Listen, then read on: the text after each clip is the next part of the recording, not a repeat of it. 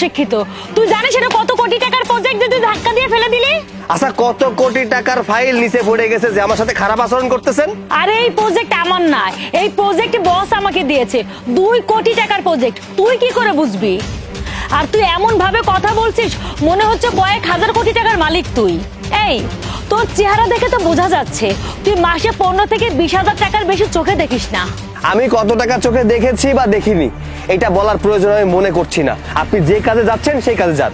এমন ভাবে কথা বলছিস মনে হচ্ছে 2-4 কোটি টাকা তোর কাছে কোনো কিছুই না। এই আমাকে দেখলে কি তোর বোকা মনে হয়? ঘুরছিস তো ঘাড়ের উপর একটা কোদাল নিয়ে, ইনকামও বা কি করিস তুই? এই যে ম্যাডাম, আপনি যে বলছেন আমি কোদাল নিয়ে ঘুরছি, কোটি টাকার কথা বলছি, শুনুন, এই 2-4 কোটি টাকা আমাদের কাছে এমন কিছুই না। আপনি কি ভাবছেন আমার ঘাড়ে কোদাল? আমি একজন কৃষক, আমার কোনো ইনকাম নেই। এই যে ম্যাডাম শুনেন, আমার যে পরিমাণ জমি আছে, যে কয়শো বিঘা জমিতে আমার ফসল আদি হয়, আপনি সারা জীবন বসে খেলেও বা আপনার 10 প্রজন্ম খেলেও তা ফুরাতে পারবেন না।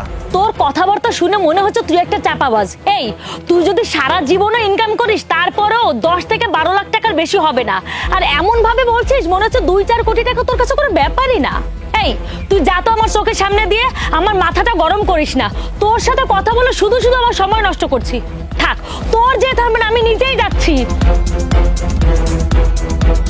মানলাম আমার পোশাক আশাক দেখলে আমার গরিব লাগে, কিন্তু কৃষকরা তো এখন অনেক টাকা ইনকাম করতেছে, জমি জমা আছে, অনেক কৃষক আছে যারা অনেক টাকা ইনকাম করে না। কিন্তু আমার কত জমি, এত বিঘা জমিতে আমার ধান পান হয়, আমার কি ফকিরের মতো লাগে? থাক, মেয়ে মানুষের কথা শুনে রাগ করে লাভ কি? মেয়ে মানুষের এমনি বুদ্ধি কম।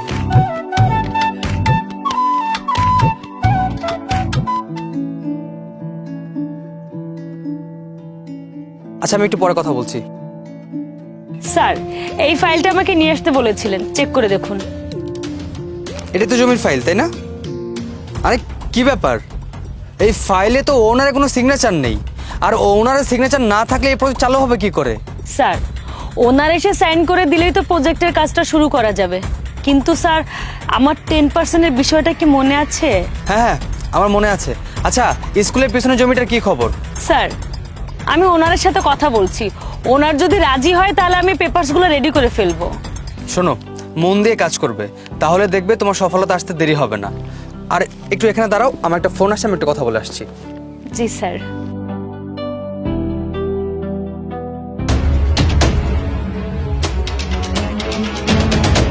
আরে তুই সকালে একবার আমার এই কোটি টাকার প্রজেক্টের ফাইল তুই ফেলে দিয়েছিলি, আমার মাথাটা গরম করে দিয়েছিলি, আর এখন আবার এই খ্যাতমার্কে চেহারা নিয়ে আবার আমার সামনে চলে এসেছিস। এই তুই কি জানিস এখানে কত কোটি টাকার প্রজেক্টের ডিল হতে যাচ্ছে? তুই তো তখন বড় বড় কথা বলেছিলি যে তোর কাছে কোটি কোটি টাকা আছে। শোন, তুই তো জীবনে কোটি টাকা চোখে দেখিসনি। একটা কাজ কর, এখানে দাঁড়িয়ে থাক, একটু পরে 2 কোটি টাকার প্রজেক্টের ফাইলে সাইন হবে, তুই দাঁড়িয়ে থেকে দেখ। আচ্ছা, তোমরা কি এই জমির প্রজেক্টের ডিলের জন্য এখানে দাঁড়িয়ে আছো? হ্যাঁ, ডিল হবে। কেন, এত জমি দেখে কি তোর মাথা ঘুরাচ্ছে? যদিও বা তোর কাছে এত জমি নেই, আমার তো মনে হয় তোর 14 গোষ্ঠীও কখনো এত জমি চোখে দেখেনি। তুই একটু এখানে দাঁড়া, বস আসুক, তারপর তোকে আমি মজা বুঝাবো। আচ্ছা, বুঝতে পেরেছি, আপনার বস এসে আমাকে অনেক বকা দিবে, অনেক মজা দেখাবে। আচ্ছা, ডাকুন না আপনার বসকে, দেখি কেমন মজা দেখায়। থাক, আপনার ডাকতে হবে না, আমি নিজেই ডাকছি। শুভ, শুভ। আরে স্যার, আপনি চলে এসেছেন। আর স্যার, এই ফাইলটাতে আপনার একটা সিগনেচার করা খুবই দরকার। আপনি সিগনেচার না করলে প্রজেক্টটা চালু হবে না। স্যার, এই কৃষকটাই ওনার, তার মানে এনারই সাইন নিতে হবে? আরে হ্যাঁ, উনি তো জমির মালিক, আর উনি যদি কাগজে সিগনেচার না করে তাহলে প্রজেক্টে চালু হবে না। আর 2 কোটি টাকা জমি ওনার, আর ওনার জমির উপরে তো আমরা ফ্ল্যাটটা তৈরি করব। প্লিজ স্যার, আপনি কি একটু সাইনটা করে দিন?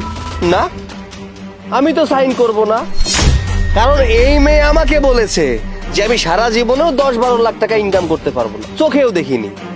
আমি যদি 2 কোটি টাকার প্রজেক্টে সাইন করে দেই তাহলে ব্যাপারটা কেমন হয়ে যায় না? আচ্ছা, তুমি একটু বলে দাও তো আমি কতটা গরিব। এত গরিব মানুষ হয়ে যদি আমি সাইন করে দিই, ব্যাপারটা ভালো দেখায় না। কি ব্যাপার প্রিয়া, কি হয়েছে? আমি বলছি, সকালবেলা ওনার সাথে রাস্তায় আমার ধাক্কা লাগে, ওনার হাত থেকে ফাইলটা পড়ে যায়, উনি আমার সাথে যা না তাই আচরণ করেছিল। আচ্ছা, একটা সম্মানীয় ব্যক্তি কোনোদিন ইচ্ছা করে একটা মেয়ের সাথে ধাক্কা লাগায় না, কারণ তার একটা আত্মসম্মান বোধ আছে। আর প্রত্যেকটা মানুষ জানে যে মেয়েদেরকে সম্মান করতে জানতে হয়।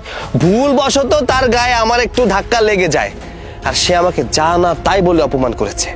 হ্যাঁ, আমি মানছি আমি কৃষক। কেন, কৃষকদের কি কোনো আত্মসম্মান বোধ নেই? আচ্ছা, এই কৃষকরা আছে বিধায় আপনারা এখনো পর্যন্ত দুমুঠো ভাত খেয়ে বেঁচে থাকতে পারেন, গলা দিয়ে ভাত নামে, ফসলাদি নামে। আর আপনারা সেই কৃষকদের অসম্মান করেন। শুনুন, প্রত্যেকটা মানুষকে সম্মান করতে শিখবেন, কারণ কাউকে দেখলে বোঝা যায় না কার ব্যাংক অ্যাকাউন্টে কত টাকা আছে, কে কত টাকার মালিক। আজকাল রিক্সাওয়ালারাও লাখপতি হয়ে থাকে, তাদের নিজেদের একটা বাড়ি থাকে। আর আমরা তো কৃষক, আমাদের জমি জমার অভাব নেই। আপনি আমাকে অশিক্ষিত বললেন না?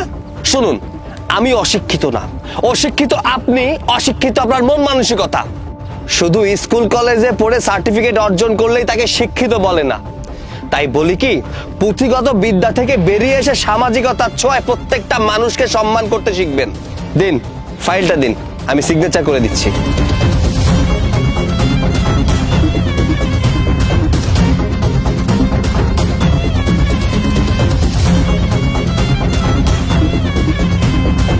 সরি স্যার, আমার ভুল হয়ে গেছে। আমি না বুঝে আপনার সাথে অনেক খারাপ ব্যবহার করেছি, পারলে আমাকে ক্ষমা করে দিবেন। থাক, আপনার আর ক্ষমা চাইতে হবে না। শুনুন, নিজের কাজকে সম্মান করবেন, অন্যের কাজকে সম্মান করবেন, দেখবেন মানুষ আপনাকে সম্মান করবে। শুভ, আসছি। জি স্যার।